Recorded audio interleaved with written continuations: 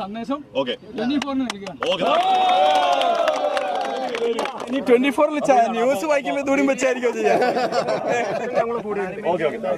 24 ഇടപെണ്ണ ആരോഗ്യ കൂട്ടായ്മ വന്നിരിക്കുകയാണ് സഹോദരങ്ങളെ. ഈ യുദ്ധമൊക്കെ കഴിഞ്ഞ് ആശുപത്രിയിൽ എത്തിയപ്പോഴേക്കും അത്യാവശ്യം ഒരുപാട് പേഷ്യൻസ് കാത്തിരിപ്പുണ്ടായിരുന്നു. കുറച്ചു പേരൊക്കെ ചൂടാവുകയും ചെയ്തു. നല്ല ക്ഷമയോടെ സിസ്റ്റർമാരെ 10 മിനിറ്റ് പിടിച്ചു നിന്നു.